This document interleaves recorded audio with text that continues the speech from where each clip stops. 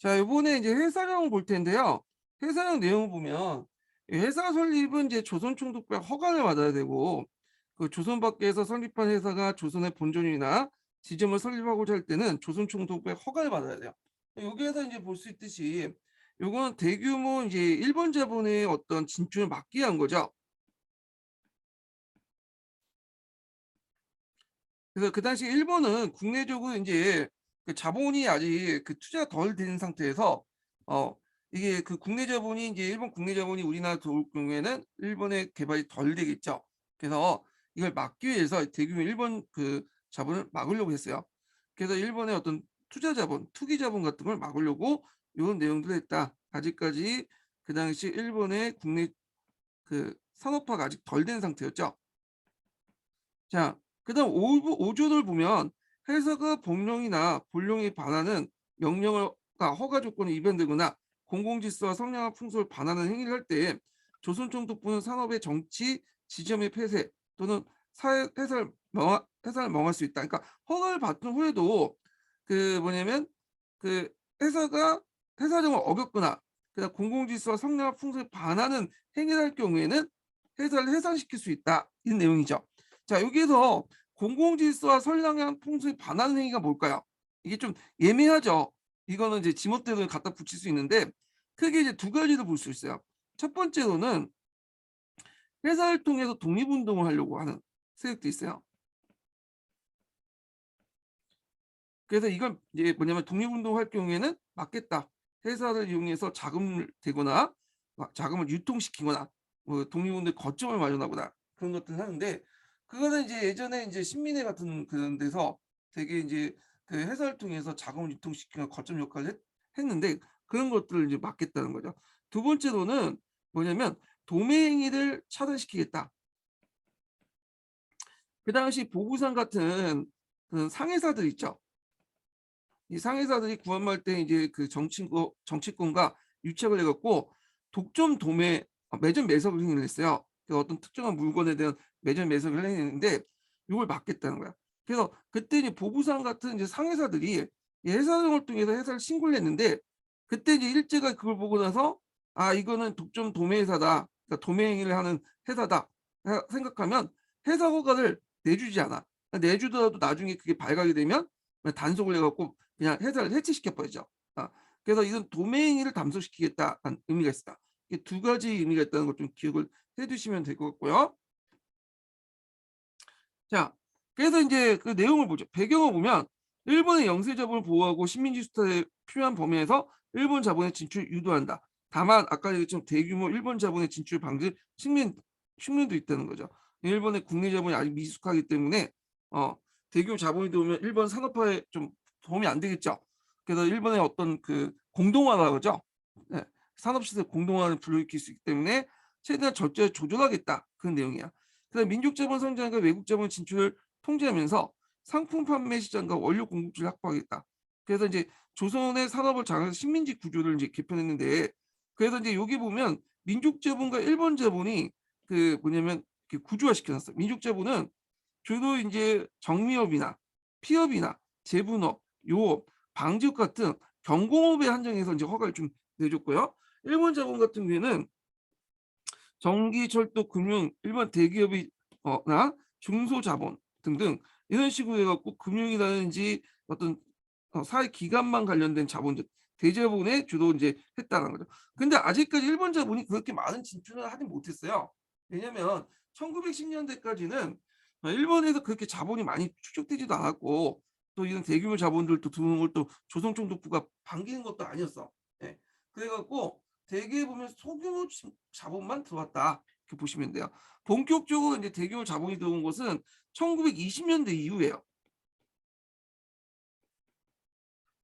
왜냐하면 일본이 이제 1차 세계대전 때 많은 자본을 뭐냐면 축적해 놨죠. 그러니까 인제 예전엔 자본을 어떻게 통제하려고 했는데 국내 자본이 이제 외국에 나가서 통제하려고 했는데 이때는 국내 자본이 이제 더 이상 국내 잉여 자본이 많다 보니까 국내에 더 이상 투자할 데가 없는 거야. 그래서 인제 잉여 자본의 투자지로서 이 조선이 부각되기 시작했고 독점 자본이 몰려들면서 20 년대 30 년대서부터 인제 우리나라에 자본 투자가 많아지게 되죠. 근데 아직까지 10 년대는 그렇게 많지가 않았다. 이렇게 보시면 될 것 같아요.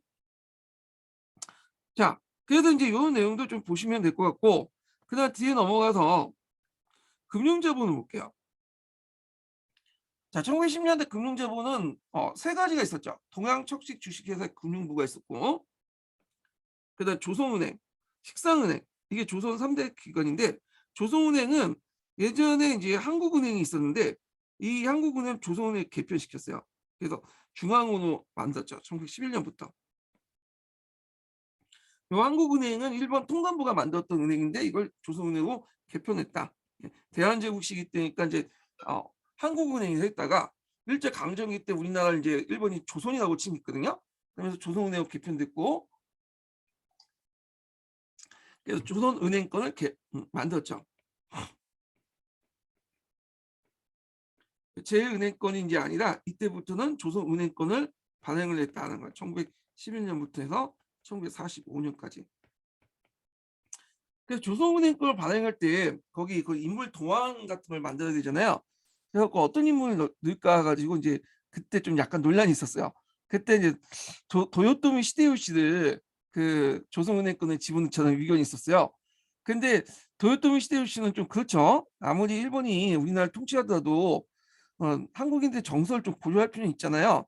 그래가지고 요거 대신에 이제 뭐냐면 주로 계곡이라든지 산수라든지 뭐 수학아버지처럼 이제 뭐냐면 약간 이제 그 현실 인물이 아닌 상상성의 인물 이런 것들 집어넣었어. 자, 하여튼 그랬다는 거 있고, 자, 동양척식 주식회사의 금융부를 설치했고요. 일본 시장 외채를 모집한 자금을 금융 업무를 이제 본격화됐고, 조선 식사은행이 돼갖고 있었어. 식상은행이죠, 식상은행. 그래서 6개 농공은행을 병합해서 설치했다. 네. 그래서 이제 이런 것들, 그 다음에 그 외에도 이제 금융조합이나 농공은행 설치했는데 이거는 1907년에 설치됐죠. 이거는 1906년인가? 네, 부터 쭉 설치됐던 거, 1905년부터 설치됐던 거고요. 하여튼 이렇게 있었다는 거죠. 금융조합 예전에 시험문이 나왔죠. 자, 그다음 강상옥 같은 경우에는 강상 조사를 실시해서 약탈 대상과 강물 자원을 조사했고 조선 강업령을 내렸어요. 허가제죠. 강상 개발할 때는 허가를 해주는데 대개 보면 이제 차별도죠. 일본인 애들은 허가할 때 좋은 강맥이 있는 것은 허가해주고 한국인들은 허가를 안 해줘. 좋은 거는. 그러다가 이제 상품성이 떨어지거나 경제성이 떨어질 경우에는 저도 조선인들이 왜냐면 허가를 해주고 그 차별도다. 그래서 기존의 한국인 강상 경우 등록을 거부하고 경제성 있는 경우 일본에게 이관을 하고요. 그다음에 경제성이 없는 것만 뭐냐면 집어넣었다. 이렇게 한국인들 허가를 내줬다 보시면 되죠. 그래서 나중에 이건 2차 1920년대 이후인데 일본의 대제국이 1차 세계 이후에 계기해서 군수관물 강물 승소의 수요가 증가되면서 대제국 침투가 많았고 강사 시설도 많았다는 거. 초창기 때는 10년대에서 20년대까지는 금은을 주로 많이 했어요. 그래서 그 당시 노가다 열풍이 일어났죠. 금맥을 찾기 위해서 상당히 뭐냐면 많은 사람이 거기에 이제 투기도 많이 하고 그랬어요. 근데 30년대 전쟁이 시작하니까 미국이 이제 뭐냐면 군수 주치를 하잖아요. 그러니까 금과 은이 더 이상 소모가 없는 거야. 이거 국제적으로 이제 갖다 팔기 위해서 필요한 건데, 그래서 이때부터는 이제 제철, 주로 철강산, 구리강산, 그러니까 실제 원료들 될 수 있는 그런 강산들이 많이 강산 개발이 됐다고 그래요. 예. 그 다음에 이제 어업령 같은 걸 공부해서 어업을 총도의 허가상을 했고 어업조항 같은 걸 해갖고 설립해서 일본인 중심에 운영을 했다는 거. 일본인들이 이제 또 뭐냐면 그 물고기를 되게 좋아하잖아, 어류들. 그러다 보니까 이제 거의 어장들은 일본인들이 다 씹쓰고 다녔다 이렇게 보시면 돼요. 그다음 산림자원 수탈 보면 산림령을 보죠. 자, 산림령은 1911년에 공포했어요. 근데 이게 용어가 좀 비슷한 게 있는데 1907년에 산림령이라는 걸 공포했어요. 산림령. 이게 이제 통감부 시기 때 공포한 거. 이거 예전에 시험문이 나왔죠. 그래서 이 산림령을 공포해갖고 그 산림을 신고주의를 입각해갖고 신고를 하면 자기 땅이나 이제 산림이라고 하면 인정을 해줬어요. 인정받으려면 신고를 해야 돼. 그래서 이제 산림령 또는 산림령이라고 했거든요. 똑같은 말이에요. 그걸 이제 1911년에 총독부가 되면서 이 산림령을 개정을 했어. 여기에서 말하는 그 1911년 산림령은 개정산림령이에요. 이걸 뭐냐면 이제 신고를 하라고 했더니 그 당시 뭐 임야가 그렇게 필요가 있나? 그러니까 신고를 잘 안 해. 그러니까 이제 그 1911년에 다시 신고하라고 이제 얘기한 거야. 신고 안 한 토지가 되게 많기 때문에. 그래갖고 신고를 했는데 물론 이제 국유지 같은 경우에는 대부분은 이제 총독부가 이제 주도하죠. 이런 것들은 다 국가 토지이기 때문에 상실 토지이기 때문에 국가 총독부에서 관리를 하죠. 그래서 이제 사유림을 신고했더니 사유림을 신고도 잘 안 해. 신고율이 그렇게 많지 않았다고 그래요. 신고만 해주면 인정해 주겠다. 근데 신고 안 한 이유가 있어. 다 이유가 있어요.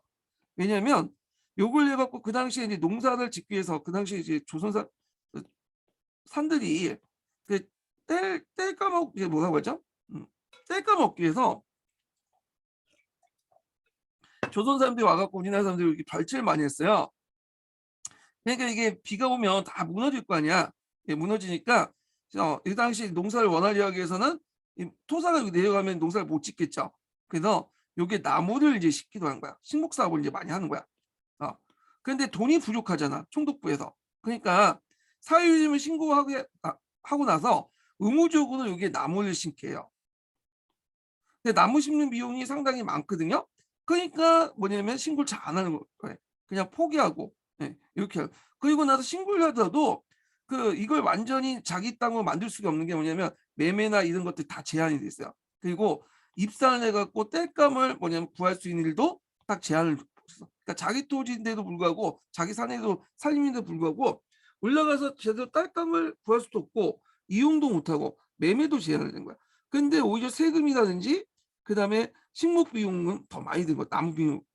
나무 심는 비용들을. 그러니까 계속 신고를 하라고 해도 신고를 잘 안 했고 그다음에 요런 그 토지들도 국유지잖아. 근데 이걸 그대로 하면 나무를 심기 어렵죠. 자기 돈 나가야 되니까 이걸 강제로 민간에게 부달을 내요. 이걸 사유를 만들어. 그래서 너네들 와서 나무 심기 해라. 그러니까 누가 이걸 사려고 하나. 이거 강제로 부달하는 거야. 자, 이런 식으로 이제 했다는 걸 좀 기억을 해두시면 될 것 같아요. 그래서 이제 이렇게 해서 그 임야 조소 사업을 통해서 일본은 토지 조사 사업과 함께 신고제를 했다. 그래서 그 당시 국가가 소유하고 있는 산림을 비롯해서 마을 사회 주민들이 공유지를 이제 빼앗고 그다음에 이 과정에서 농민들이 예전에 산림을 이용할 수 있는 게 있어요. 이게 이제 입회권인데 산에 가서 뭐냐면 땔감을 캐는 권리를 뺏었다. 그리고 소유조차 그 땅을 그 산림을 소유하는 사람조차도 기한을 정해서 입산을 이제 허락했고 그 안에서만 땔감을 했어요. 그러니까 자기 소유를 가지고 있는 산조차도 제대로 올라가지 못해. 거기서 땔감도 구할 수 없고 나무 하나 건드리면 그냥 벌금 때리고. 예. 그래갖고 이런 식으로 했다는 걸 좀 기억을 해주시면 되고요. 벌채 같은 것도 있지만 주로 이제 뭐냐면 그 농사를 원활하게 짓기 위해서 식목 사업도 많이 했다. 이렇게 기억을 해주시면 돼요. 예. 자, 그런 내용들 그래서 산림의 이용을 금지시켰다가 입회권을 금지시켰고 임야 조상의 신고지를 소유권하면서 국유지 임야가 나타나는데 실제로 많은 국유지들이 민간에 분할됐다 이렇게 보시면 돼요. 민간에서는 다른 토지와 달리 산림은 안 받으려고 했죠. 이런 것들은 요게 최근 연구 성과예요. 요즘에는 이렇게 내용이 있으니까 좀 기억을 해주시고 최고 연구 성과 같은 경우에 제가 이제 잠깐 지금 그 시대기획서인가 총선가 그 내용이 있는데 읽으면서 좀 중요한 건 얘기해 드릴게요. 뭐 나올 가능성은 별로 없긴 한데 일단은 그런 경향이 있다. 이렇게 좀 기억을 해두시면 될 것 같아요. 자, 그 다음에 이제 철도 도로 항만의 정비 수축을 보죠. 요거는 이제 1910년대 그 이전부터 철도망을 십자형 철도 만들려고 했잖아요. 그래서 후에 이제 호남선이나 이런 것도 만들고 그 다음에 여기를 잇는 도로를 또 만들어요. 철도를 중심으로. 예. 그리고 이 도로를 만들고 항만과 연결시키죠. 그래서 도로망을 완성시키고 조선의 도로를 만들어서 철도 항만과 걸쳐서 해를 통해서 일본의 운송 체계를 완비했다. 이렇게 보시면 될 것 같아요. 자, 그래서 이제 이런 걸 통해서 이제 일본 상인들이 제국주의 일본 상인들이 한국에 들어와서 효율적인 장사도 하고 효율적인 이제 수치도 하면서 식량과 원료 공급지를 또 효율적인 이제 식량과 원료 공급을 원활히 하기 위해서 그런 것들을 이제 정비했다 이렇게 보시면 되죠. 그 당시 도는 신장로라고 했는데 지금 우리가 생각하는 국도 있죠. 주요 국도는 다 일제 시대 때 이렇게 만들어진 거예요. 예. 그래서 이제 이렇게 해서 우리나라는 이제 뭐냐면 좀 수탈을 원활히 하려고 했다 이렇게 보시면 되겠죠. 자, 그 밑에 잠깐 읽어볼게요. 862번 보면 1910년대 일제는 도로나 철도, 항만 등 기간 시설 정비했다. 한국의 식량과 원료를 원활히 하고 일본에 가져가고 일본의 상품을 한국에 내륙까지 효율적으로 판매하기 위해서이다. 자, 일제는 식량하고 이끄는 길을 만들고 기존의 철도망을 보완하는 간설철도를 건설했다. 그리고 이때 이제 호남철도 같은 걸 만들었어요. 그리고 물건을 싣고 내리기 위해서 항만을 건설했고, 이 항만 대표적인 항만이 군산이라든지 근대죠. 예. 그래서 이제 이런 내용들 파악을 해두시고요. 자, 그 다음에 다시 돌아와서 여기 보면 관련된 내용이 다 있고 여기에서 없는 내용만 좀 얘기할게요. 전매제 아까 지금 얘기했죠. 예. 인삼, 소금, 담배 등에 대해서 전매제를 실시했다라는 것도 있고, 그 다음에 강업용과 어업용 관련된 산림용 관련된 내용이 있죠. 예. 그 다음에 여기에서 이제 식량 원료 공급자 요 정책 좀 볼게요. 자, 건원 모분장을 설치해서 한국 농업에 대한 기초조사를 읽고요. 근대 농법을 도입했어요. 말이 독립이지 그냥 약탈했다. 자기 입맛에 맞는 것들 그냥 이식시켰다 이렇게 보시면 돼요. 목적은 한국의 농업을 식량 원료 공급지로 재편성하고 식량 공급과 면박지, 경제고 원료의 공급지 재편 및 수탈하기 위한 거다. 네, 무단 통치 시기 때 행정력과 경찰력을 동원해서 강제 시행했는데, 자, 이거 예전에 시험 문제 나왔죠. 꼭 기억을 해두세요. 자, 쌀 같은 경우에는 일본인 입맛에 맞는 차이가 좀 있는 조식육 등의 품종을 강제로 교체했다. 와사시라고 하는데 이렇게 있고, 연어가 예전에 나왔죠. 모카와 관련된 거죠. 이건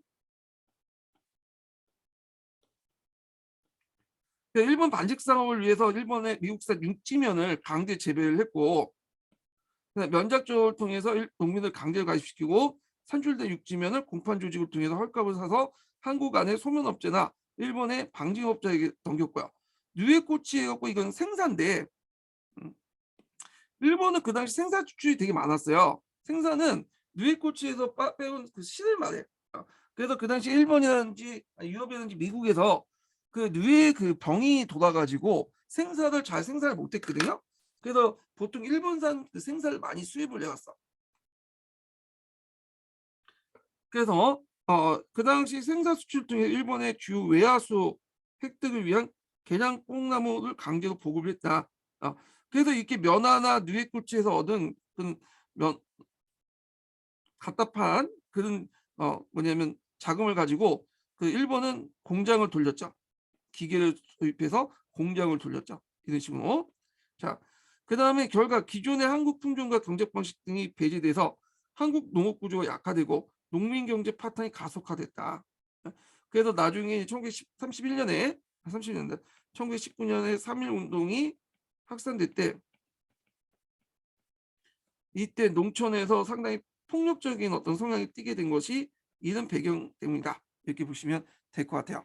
자, 그다음에 식민지 근용을 아까쯤에 얘기했고, 이때 이제 좀 빠진 게 신은행령을 공표했어요. 요거는 나중에 1920년대에 공포한데 이거는 조선 소유 은행을 강제 확보한데 20년대. 근데 은행령이 1910년이고 새로 개정된 것이 1928년 신은행령이거든요. 요거는 뒤에 이제 20년대 건데 하여튼 이렇게 기억을 해두시고. 자, 그래서 이제 이렇게 해서 이제 한번 봤고요. 그 다음에 이제 뒤에 넘어가고 요거로 보자. 문화 정치로 넘어갈게요. 문화 정치. 또 다시 정치 부분으로 보죠.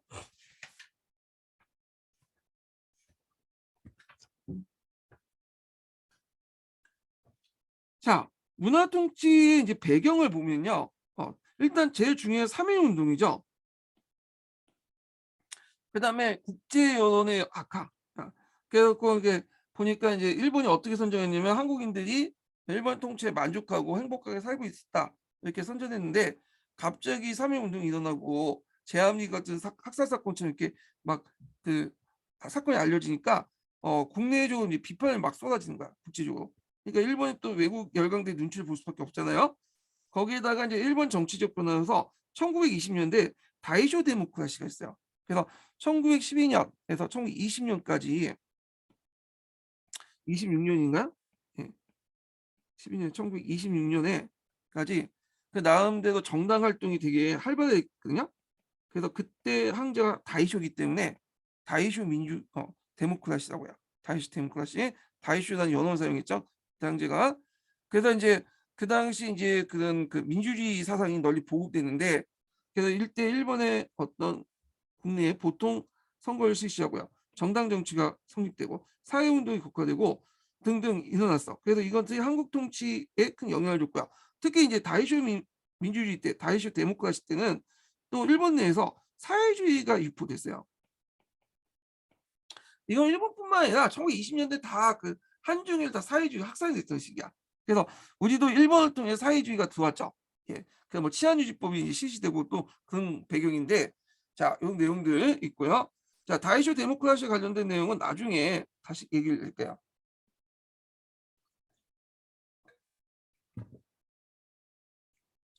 자, 그 다음에 이제 성격을 보면 이 문화 통치에서 우리를 위한 것 같지만 실제로 친일파들 많이 양성했죠. 왜냐하면 3.1 운동을 겪고 나서 일제 당국이 이제 생각을 한 거야. 아, 친일파를 양성하자. 근데 예전처럼 뭐 친일파 있었잖아요. 이한용 같이. 그렇게 소수의 어떤 그 뭐냐면, 그러니까 소수의 정치가들만 육성하는 게 아니라 사회 각 분야의 친일파를 육성해서 이들 말단을 갖고 뭐냐면 그 밑에 있는 그 사람들을 통치하자. 그래서 얘들을 말단에서 통치하고 소위 이간질에서 분열 정책을 깨하자, 이렇게 한 거죠. 그래서 소수 친일파를 키워서 민족을 이간시키고 분열시키고 민족해방운동의 전설 분열시키는 정책을 식민지 지배를 안정화시킨 거죠. 그래서 그게 이제 어느 정도 효과가 있어갖고 민족주의 안에서도 타협적 민족주의와 비타협적 민족주의가 등장을 하잖아요. 그 다음에 이제 주로 일제는 예전에는 무조건 탄압을 했는데 독립운동이라는 것을 독립준비론과 실력 양성운동은 양성화시켰어요. 그 어느 정도 인정해줬어. 예.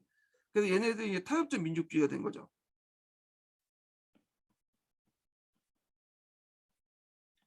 그래서 1910년대 무조건 탄압에서 타협적 민족주의자들 포섭하기 위해서 이건 인정해줬죠.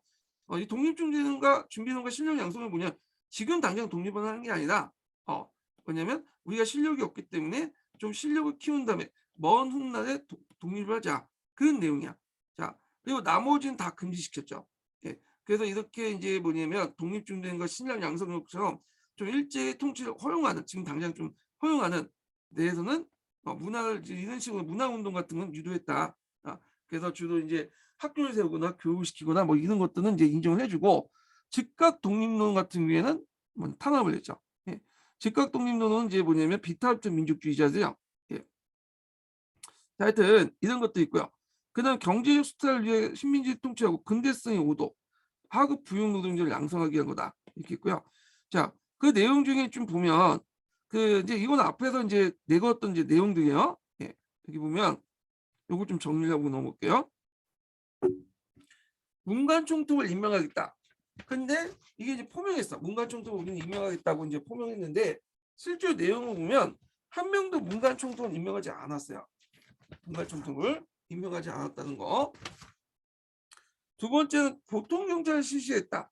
그래서 이제 형식적으로 보통 경찰을 실시했죠. 근데 실제적으로 이제 내용을 보니까 형병 경찰 제복만 바꾼 거야. 그 경찰 수나 장비 유지는 계속 증가됐고요. 또 거기에다가 이제 뭐가 또 생기냐면 고등경찰제가 실시했어. 그래서 주로 사상범, 사회주의자, 민족주의자, 민족운동을 하는 그런 사람들을 탄압하기 위해서 이제 이런 것들을 실시했다는 거. 그리고 이제 사상법이 오히려 증가됐죠. 치안유지법이 실시됐죠. 뒤에 좀 설명하고요. 자, 민족신문을 이제 발행을 하겠다고 했는데 검열을 오히려 강화하고 기사 삭제, 정간, 폐간 등이 망했다. 그래서 친일 언론을 길들였다. 대표적인 나라가 이제 대표적인 그 신문이 그 조선일보, 동아일보. 그 다음에 이게 안 나왔던 중앙일보도 있어요. 보통 우리가 그 보수 언론을 할 때 조중동이라고 하잖아요. 그때도 중앙일보가 있었는데 이때 중앙일보는 지금의 중앙일보가 아니에요. 하여튼 조선일보, 동아일보 같은 걸 활용했다. 자, 그렇지만 이제 그 기사 삭제나 정관 폐간 등이 많았다는 거. 그다음에 자치론하고 관련된 건데 지방행정에 조선인들 참여시키겠다 하면서 그 도평의 부면 협의회 이런 것들을 뒀죠. 1920년에 지방제도 개정을 내서 개정을 내갖고 이렇게 했는데 지도 이제 선거권 제한이었고요. 그다음에 친일파면 상층 재산자만 참여했고 왜 돈이 좀 많아야 되니까 되게 지주, 사업가 이런 사람들이 참여했죠. 그다음에 자문 기간에 불과했어. 그러니까 이게 그 결정 기간이 아니에요. 협의하고 자문 기간에 불과했다. 예. 그래서 이게 결정 기간 어떤 합의를 할 수 있는 게 그 집행 기간이 된 거는 언제냐면 1930년. 그것도 다 된 것이 아니라 여기 부협의회만 됐죠. 협의회에서 이제 뭐냐면 자문 기간뿐만 아니라 집행할 수 있는 권한, 의결 기간 역할을 인정해 줬죠. 근데 이 부협의회는 앞에서 얘기한 것처럼 되게 이제 일본인 거주인들이 많은 곳에 이제 부를 설치했거든요. 그러다 보니까 일본인들이 주로 이제 많이 들어와서 했기 때문에 그렇게 의결 기관 역할까지 좀 해준 거야. 이건 1930년에 들어와서 한 거고요. 그다음 교육 기회를 확대했죠. 그래서 제2차 조선교육을 반포했어요. 종전대도 이제 초급반과 기술 교육을 강조하고 그 당시 이제 여기 있고 한국의 학교가 부족되고 경제적 능력 상실 등으로 해서 취학률이 적었다는 거. 그 6면 1교주에 3면 1교주도 했지만 이것도 솔직히 부족하죠. 우리나라 교육률이 되게 높잖아요. 그 총독부가 돈이 없다 보니까 학교를 널리 많이 뭐냐면 짓질 못했어요. 그리고 이제 한국어, 한국사, 한국지리 시수가 줄어들었다는 거. 그래서 1차 조선교육령 때 그 한국어하고 한문 시간이 있었죠. 거기다 1차 조선 개정 때 이제 한국사나 뭐 이런 것도 배우는데 이거보다 2차 조선교육에 넘어가면서 일본어, 일본사에 비해서 시수가 줄어들고요. 오히려 이게 더 늘어났죠. 일본어, 일본사, 일본지. 예. 요거는 저희 역도론 관련돼서 조선교육 할 때 그때 좀 자세히 얘기했으니까 그걸 좀 파악을 해두시고요.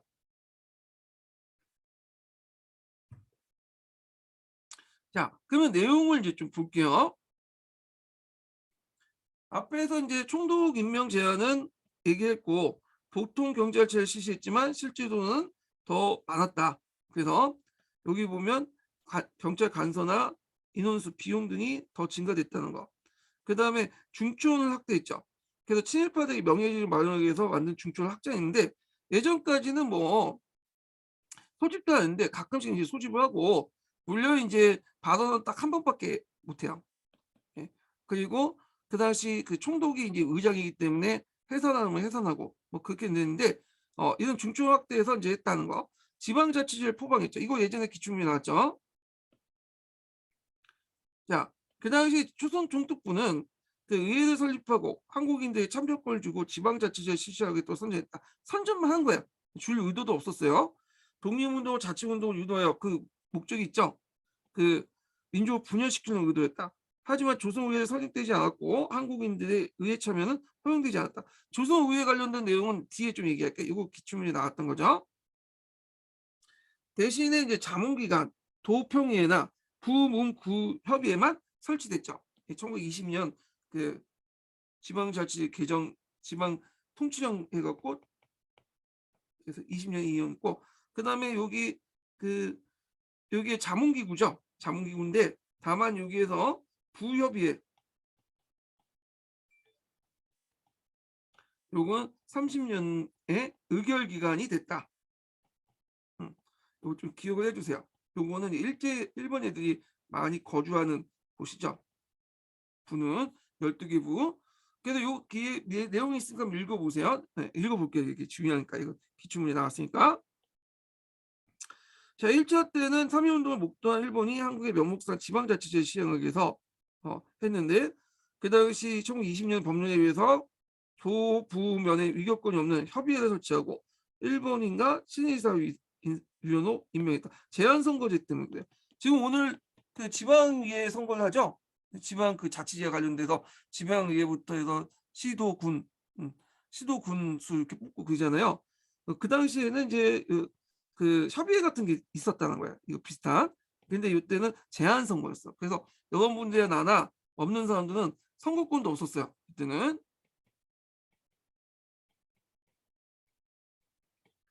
자, 2차는 1930년인데 일제는 1930년 지방제도 관련 법률을 개정해서 기존의 자치기관이었던 일부 협의회와 평의회를 그대로 의결기구로 이제 고치고 이때 일부 협의회는 부협의회예요.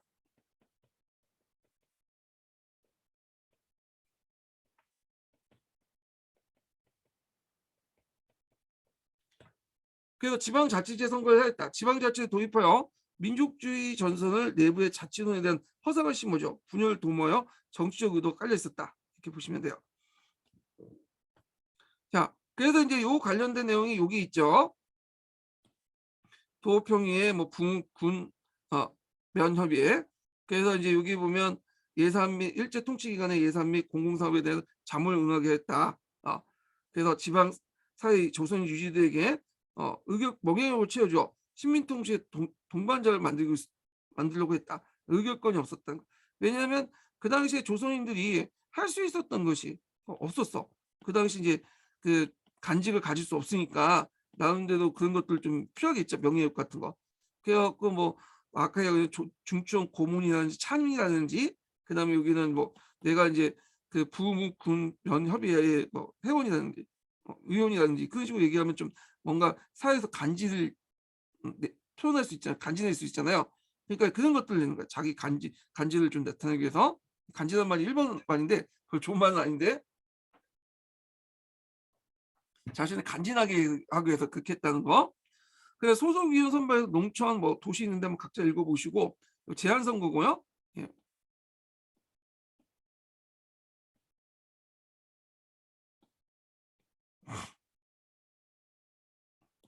제한 선거였다. 자, 그 다음에 넘어가서 이제 보면 요거 뒤에는 이제 각자 읽어보세요. 사례를 볼게요. 자, 언론 집회 결사의 자유를 제한적으로 허용했죠. 동아일보, 조선일보, 뭐 잡지 개벽, 조선지간 같은 민족계 신문을 발행했다는 거. 하지만 검열류를 만들어서 조선총독 비판적이거나 민족의식을 고취시키는 기사를 삭제하거나 심할 때는 정관 폐간을 시켰다. 그다음 집회 결사의 자유를 많은 단체가 결성됐다. 하지만 경찰 허가를 받아 집회를 할 수 있다. 그래서 이제 탄생된 것이 뒤에 좀 얘기지만 신간회 같은 것들이 만들어졌죠. 신민회는 이게 신간하고 신민하고 좀 약간 비교하는 문제가 좀 나오는데 그 신간하고 신민의 차이점이 뭐야? 요거는 공식적으로 인정받은 단체야. 공식적으로. 예. 근데 신민회는 보안법 때문에 정치 결사가 다 막혀 있죠. 그 비밀 결사야. 이게 좀 차이가 있어. 자, 그 다음에 이제 그 사상법 탄압을 볼게요. 치안유지법을 유지했죠. 그 원래 치안유지법은 일본에서 사회주의 탄압하게 만든 건데 곧바로 이제 조선까지 확대된 거야. 그 당시 이제 1925년에 일본에서 25살 이상의 성인 남자들에게 보통선거를 실시했어요. 그러니까 성인 남자면 다 보통선거에서 한 표씩 행사할 수 있거든요. 근데 이제 이때 일본의 그 뭐냐면 보수 정치가들이 걱정한 게 뭐냐면 얘들 중에 사회주의 정당을 많찍을 거다. 그럼 문제가 있을 거 아니에요? 그러니까 그걸 막기 위해서 보통선거권을 주는 대신에 뭘 시스템 치안유지법을 시켰어. 그래서 일본 내에서 아예 사회주의 단체나 모임을 아예 법적 금지시켜 버는 거야. 예. 그래서 이제 이게 치안유지법인데 이때 조선에도 곧바로 적용이 됐다. 예. 또 엄격하게 적용됐죠. 예. 왜냐하면 그 일본 본토의 치안유지법은 사회주의 사상 연구하는 것까지는 괜찮아. 책을 보고 연구하는 거는. 근데 조선에선 책을 보고 연구하는 것까지도 금지시켜버렸어.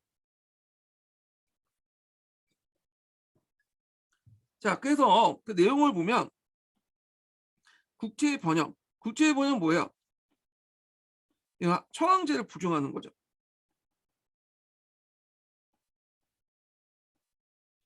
사유재산 부정. 이거는 이제 사회주의, 자본주의를 부정하고 사회주의를 내세우는 목적 결사를 조직한 자는 처벌하는 제. 그리고 미수한 제도, 미수죄도 처벌하고 그다음에 시행구역 밖에도 이 시행구역 밖이면은 여기 법이 통치할 수 있는 시효적 지배 구역이 있잖아요. 그러니까 예를 들어 일본이나 우리나라. 근데 외국에 가서 또 할 때도 처벌할 수 있어. 외국에 가서 이렇게 뭐 사회주의 사상 정당을 만들고 그런 것들 다 처벌하죠. 그러다 보니까 고려 공산당이나 이런 것도 다 처벌받는 거야, 이 법에 의하면. 그리고 인제 치안유지법에 따라서 국채를 번역한다는 이유는 사회주의뿐만 아니라 민족주의자 탄압한 수단을 사용하죠. 그래서 이 법에 의해서 탄압받은 대표적인 사건이 그 3 번과 4 번이죠. 그래서 치안유지법에 따라 조선공산당이 4 번에 걸쳐서 해체와 재창당을 하게 되고요. 그다음에 조선어학회 사건도 그 국채를 번역한다 해 가지고 이용했죠. 이 조선 치안유지법을 통해서 이용을 했다. 그리고 인제 조선 치안유지법까지 부족하니까 또 인제 그거 관련된 데 인제 조선 사상법을 뭐냐면 탄압하기 위해서 정치 관련 그 처벌법도 많이 만들어요. 그래 갖고 인제 여기는 안 나와 있지만 그런 정치 관련 처벌법을 만들어 갖고 이걸 했다. 기억을 해 두시면 되고요. 그래서 이제 이걸 왜 만들었냐면 그 당시 인제 3.1 운동 이후에 보안법을 단점을 메꾸게 한 거예요, 보안법. 정치 집회 결사를 막는 게 있죠, 보안법. 그 보안법은 이제 2년 이상 최고형을 때릴 수 있어요. 근데 이거 뭐냐면 사회주의나 독립운동가를 탄압하기 위해서는 2년 이상은 좀 부족하다. 어. 그래서 2년 이상이 아니라 2 년까지만 때릴 수 있죠. 2 년까지만 말하자면은. 예. 상한이 2 년이야. 그리고 있는데 그래서 이제 상한이 2 년이니까 이거 좀 부족하죠. 그래서 요걸 2년 이상을 높이기 위해서 뭐냐면 정치 관련 처벌법을 만든 거야. 보안법이 2 년밖에 못 하니까 2년 이상 최고형을 개선하기 위해서 했고 그다음에 여기에서 또 하나 보면 또 하나가 2년 이상도 때리는 것도 있고 해외 독립운동 세력들을 탄압하게 하는 거야. 그래서 일본이나 한국에서만 독립운동을 할 뿐만 아니라 일본과 한국뿐만 아니라 해외 독립운동 활동에는 탄압할 수 있는 법적 근거를 마련했다라는 거. 이걸 이제 보통 해외 독립운동 세력들은 이제 불량한 성인 그래서 불령 성인이라고 하죠. 예전은 불량한 조선인들 불온하고 불량한 조선인들 그래서 불령 성인인데 요 당시에는 이게 이제 뭐냐면 독립운동가를 지칭하는 말이었어요. 일본 애들이. 자, 그다음에 이제 조선 농해전이나 조선 산업종합론 등 사회주의 사상 농촌 침투 견제를 요구했고 그다음 특구법을 통해 특별 고등 경찰을 냈죠. 사상범들을 뭐냐면 단속하는. 그래서 보통 경찰과는 별개의 독립체계를 지니는 제도로서 저 사상 정치범이었던 독립운동가, 사회주의자 등 전문적으로 색출하기 위한 조직이었다. 네. 자, 그다음에 이제 그 제2차 조선교육령을 내죠. 그래서 내지 준거주의에 입각해서 내지와 그 외지인들 내지와 내지 준거주의 내지 준거주의 내지라는 것은 이제 그다음에 일본이 얘기해요. 그래서 일본의 비슷한 일본과 동일한 비슷한 그 제도를 조선에 도입한다는 것의 원칙에 따라서 일본의 교육 제도와 한국의 교육 제도를 맞춘다. 그죠? 준거라는 것은 내지를 기준으로 해서 한국에 적용한다는 뜻이니까 해 갖고 한국에서 일본과 동일한 교육제를 시행하고 한일 간의 차별을 없앤다. 하지만 이건 명목뿐이고 실제로 뭐냐 차이가 있었죠.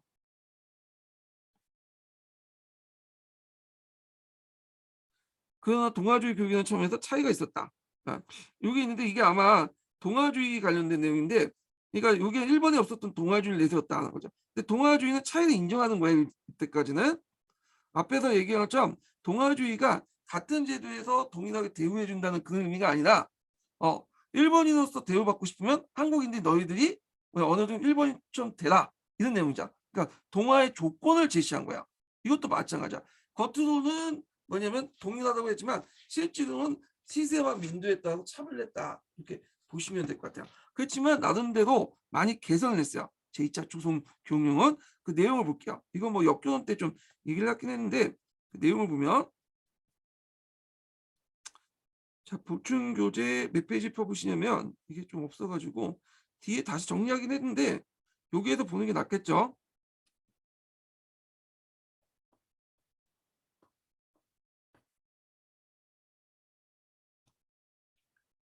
음,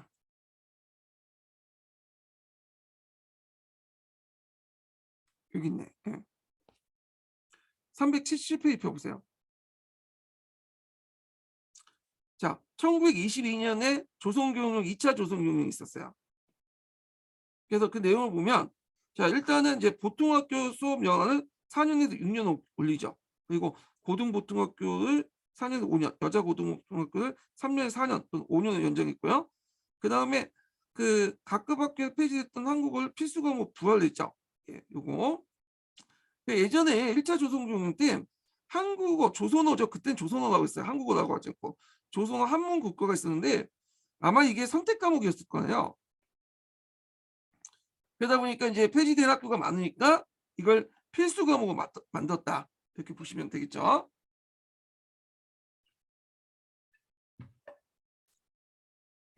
그 다음에 이제 내지 중거주의 원칙에 입각해서 한국인과 일본의 공학을 원칙으로 했다. 근데 원칙일 뿐이지 실제로 그 당시 같이 공부하진 않았어요. 이건 원칙일 뿐이야. 그 당시에는 이원제도 운영했죠. 그러니까 1차부터 해서 쭉 2차까지 뭐냐면 학제가 달렸어요. 일단 학제가. 예. 어떻게 이제 학제가 나눠졌냐면 일단 그 일본인 학제와 한국인 학제가 좀 달랐어요. 그러니까 일본에 거주하는 일본인들이고 한국은 그 조선인들 얘기하죠. 그 당시. 그래서 일본인들은 소학교에 들어와서 중학교, 이때는 고등학교까지 포함되는 개념이에요. 그 다음에 대학교. 대학교는 뭐 그 뒤에 경성제대나 아니면 일본의 대학으로 들어가는 거고 한국인들은 소학교보다 좀 낮은 보통학교. 그 다음에 좀 더 낮은 중학교도 낮은 고등보통학교. 고등보통학교는 사립도 있고 공립도 있죠. 예, 공립보다는 이제 사립이 더 많았죠. 그 당시는. 예, 그래서 이제 있고 그 다음에 대학교보다 좀 한 단위 낮은 전문학교 이런 체제였어. 예. 그래서 한 템포 늦어. 얘네들보다 한 템포 늦어. 그래서 이제 이런 식으로 좀 차별화시켰어요. 물론 돈 많고 힘 있는 애들 이런 사람들은 일본인과 같이 공부를 할 수 있었죠. 예, 일본인 소학교 가서 이제 공부를 하고 일본은 이제 그 대학교까지 가요. 그 일본 건너가고 메이지 대학이나 뭐 그 게이오 대학이나 그다음에 동경대학이나 이런 데 가서 공부를 하는데 그런 사람들 소수에 불과했고 대부분 이난을 밟았죠. 예. 이게 통합되기 시작한 거, 일원화된 것은 뭐냐면 3차 때 들어와서요. 3차 때 들어서 내선 일치를 강조하면서 요 제도적으로 이렇게 이원화된 거를 하나 통합됐죠. 이게 1938년이에요. 예. 자, 근데 그 전까지는 이렇게 동아주의를 내세우지만 실제적으로는 이렇게 차별 뒀다. 민도와 시세에 입각해서 차별 두면서 너네들이 동등한 자격을 받으려면 일본 사람처럼 되라. 일본 사람처럼 능력 있는 사람처럼 되라. 이렇게 이제 강조를 했죠. 그 다음에 이제 세도 사범학교 대학 설치 기회를 마련했다. 그래갖고 이제 대학 설치를 했는데 여기에서 이제 만든 게 대한 그 경성제대죠. 경성제국대학. 일본에 7개 있는 대학 중에 하나인 경성제국대학이고 오늘날 서울대 전신을 만들었고요. 그 다음에 이제 이렇게 있는 거. 그래서 이제 이 내용도 좀 기억을 해두시고 경성제국대학은 뒤에 좀 설명했지만 이것도 3분의 1밖에 안 줬어요. 한국인 할 때 보면. 그래서 경성제국대에 입학하려면 일단 일본인, 본국에 있는 일본인 3분의 1. 그 다음에 한국인이 거주하고 있는 일본인 3분의 1. 한국인들 3분의 1. 그러니까 여기까지 합치면 3분의 2가 되죠. 얘네들이 일본이고 요 얘네들이 이제 한국인이야. 경성제대. 경성제국대학의 그 대학들 보면 대부분은 어떤 대학들이 의대, 법대 이런 데들이 많았어. 의대, 법대는 개인이 전공하면 좋지. 돈 벌 수 있는 과목이잖아요. 근데 국가사회적으로 볼 때는 공대라든지 이런 것도 있었는데 공대 같은 걸 세우지도 않았어요. 예. 그러다 보니까 이제 꼭 나중에 뭐 이과대 몇 개 세우고 그래요. 예. 그래서 강복 후에 그 당시 공대 공학을 전공하는 사람들이 이공계를 전공하는 사람이 별로 없었어. 그래서 그때 학사학위증만 갖고 있어도 박사를 받을 수 있어요. 학사학위증을 받을 수도 경성대학이나 뭐 이런데 서울대학교의 교수도 갈 수 있었어요. 예. 뭐 하여튼 그렇게 있어. 자, 그 다음에 이제 교육 내용을 보면 일본 문화의 동화를 강조하면서 한국 역사 지휘시간을 축소시키고 한국어 한국사 필수 과목 만들고 근데 축소시켰죠. 그리고 한 번 선택 과목 만들고 이런 등등이 있다. 요거는 제가 이제 역경 관련된 내용 할 때 이제 했으니까 그거 한번 참조해 주시고요. 3면 1교주를 내세워서 공립보통학교 중심 체제를 개편하려고 했다. 사립학교와 서당교육을 탄압했지만 잘 안 됐다. 왜냐 3면 1교주라도 그렇게 많은 게 아니에요. 예. 그래갖고 그 당시에 그 공립학교, 보통학교 들어갈 정도면 어느 집안에서 좀 잘 살아야 돼. 예. 그래갖고 이제 있는데 하여튼 이건 좀 기억을 해두시면 될 것 같고 그다음에 뭐 1차 조선교육처럼 초등교육과 뭐 시덕교육은 강화시켜 나갔다 이렇게 있고 자, 그래서 이제 이런 내용들 학교 신설 관련된 내용이 있고요. 예. 그다음에 조선사 편수회를 만들었죠. 자, 이거 뒤에도 다시 설명할 텐데 박은식의 한국통사가 독립운동가 사이 널리 읽히는 걸 충격받아서 한국인의 역사인식을 바꾸기 위해서 역사를 왜곡시키기 위해서 만들었고요. 그래서 신민사관을 정립하고 조선사를 편찬했죠. 그래서 조선사 편찬위원회가 설치되고 그 당시 이제 간행했는데 요게 예전에 시험 문제 나왔어요. 조선사 편수회와 조선사. 요 관련된 내용은 나중에 얘기를 할게 뒤에 부분 있으니까. 자, 조선사인데 여기 주의할 게 조선사는 조선 왕조의 역사가 아니에요. 네. 이건 단대사가 아니라 조선 왕조뿐만 아니라 그 앞에 있는 이제 고대사부터 중세사까지의 역사를 조선사라고 했어요. 왜냐 그 당시에 일본 애들이 우리를 이제 한국이라 부르지 않고 조선이라 불렸어요. 조선이라고 했으니까 조선 전반적인 역사를 조선사라고 해요. 여기 단군 조선 그런 거 없고 어디에서 출발하면 조선사가 어디에서 출발했어요? 한사군부터 출발해. 왜 한사군이냐면 우리나라는 자주적으로 이제 독자적 역사를 전개할 수 없다. 타율성에 입각해서 항상 그 만주와 그 중국의 역사를 휘둘린다. 그래서 당연히 이제 출발점을 한사군을 잡을 수밖에 없겠죠. 그래서 여기부터 이제 쭉 해갖고 기술돼 있어요. 근데 여기가 이제 되게 특징이 뭐냐면 내용이 없어요. 뭐 어떤 평가라든지 그런 어떤 의미 이런 것들이 없고 역사에 대한 평가 의미가 없고 상당수가 뭐냐면 그냥 사료가 구성돼 있어. 사료 구성해갖고 실증주의에 입각해갖고 제시를 했죠. 그래서 너네들 선조의 기록에 보면 다 너네들이 이렇게 정체돼 있고 타율적이고 그런 것들 당파성이 가득 친 거다. 내가 말한 게 아니라 너희들이 말한 거다. 이런 식으로 구성이 됐죠. 근데 사료 중에 긍정적으로 다 본 게 아니라 자기가 원하는 사료들만 편집해갖고 왜곡시켜갖고 이렇게 하는데 하여튼 이런 조선사를 편찬했다. 이렇게 보시면 될 것 같고 자, 그 다음에 민족분열 정책을 깼죠. 그때부터 3.1운동을 겪고 나서 이제는 혼자 통치하는 게 힘들겠다 이렇게 생각한 거야. 3.1운동이요. 3.1운동이 거국 쪽이 일어났잖아요. 모든 정계층 쪽이 일어나니까 안 되겠다 해갖고 어떤 거 했냐면 예전에는 1세대 친일파들은 몇몇 정치가들만 포섭해갖고 친일파를 만들었어요. 근데 이게 안 되겠다 해갖고 친일파의 폭을 좀 넓혔죠. 이 정도만 했는데 소수라도 같은 소수라도 전 각계 분야의 사람들 친일파로 만든 거야. 예전에 정치가들 몇 명만 이렇게 했는데 이걸 1세대 친일파라고 볼 수 있는데 얘네들은 2세대 친일파들이야. 그래서 뭐 종교, 학문, 예술 등등의 각 분야의 그 뭐냐면 친일파들을 만들었다는 거죠. 예. 그래갖고 각 분야의 조직이나 분야들을 다 중앙 조직화 시켜요. 그래서 그 중앙 조직화 시킨 다음에 그 상층부를 친화시키는 거죠. 예. 그래서 이제 뭐냐면 이 친화된 그 사람들 이용해가지고 민족 분열 정책이나 그 다음에 자신의 어떤 통치의 말단을 삼으려고 했다 이렇게 보시면 되겠죠. 그래서 중추원 자문위원회 그 증언 내용이 있고 그래서 이제 있고 참이라고 있는데 어떤 책 참이라고 돼 있더라고요. 이 표기가. 네. 하여튼 이제 수당도 상승해주고 그다음에 식민통치에 필요한 뭐 자료 수집 같은 것들 활용했고요. 그다음 2세대 친일파 양성했죠.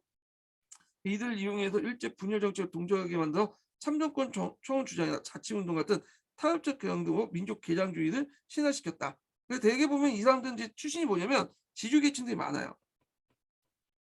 자기 땅을 지키기 위해서는 친할 수밖에 없겠죠. 그 당시에는.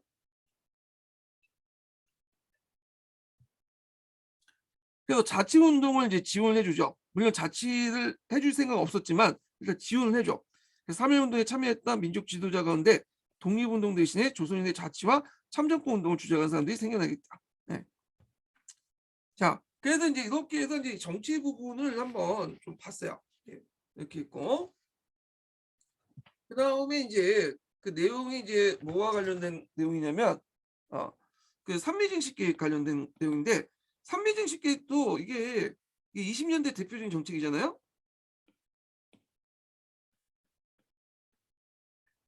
요게 있지 않고 본 내용이 뒤에 있더라고요. 이게 좀 불편해. 여기 있어. 산미증식 계획. 자, 산미증식 계획은 총 3번에 거쳐서 했어요. 우리나라의 쌀을 이제 증신시킨 계획이잖아요. 그래서 3번에 거쳐서 했어요. 3번. 우리나라도 이제 예전부터 이제 구한말 때부터 일본이 우리나라 요구했던 게 쌀이야. 쌀을 어떻게든 빼가려고 했는데 산미증식 계획 때는 더 빼가려고 했죠. 그래서 1차, 2차, 3차 이렇게 되는데, 자, 여기에서 이제 1차는 1, 2차 때는 1934년까지 진행됐어. 1, 2차는. 그리고 3차 때는 중요전쟁 이후에요. 군량미 확보인데 요건 1, 2차는 좀 달라요. 그래서 보통 3차는 요 1, 2차와 좀 약간 목적이나 배경이 다르기 때문에 요거는 좀 제외시키죠. 그래서 보통 그 산미증식 계획, 산미증식 계획하면 1, 2차 계획을 얘기해요. 1, 2차 계획. 그래갖고 이제 산미증식 계획 부분은 이제 좀 볼게요. 근데 요게 시간이 좀 예매해요. 제가 지금 약속이 있어갖고 요거 하면 좀 길어지니까 여기에서 끊고요. 마지막 인증번호 알려드릴게요. 마지막 인증번호는 19번입니다. 19번입니다. 그래서 다음 주말 때 뵐게요.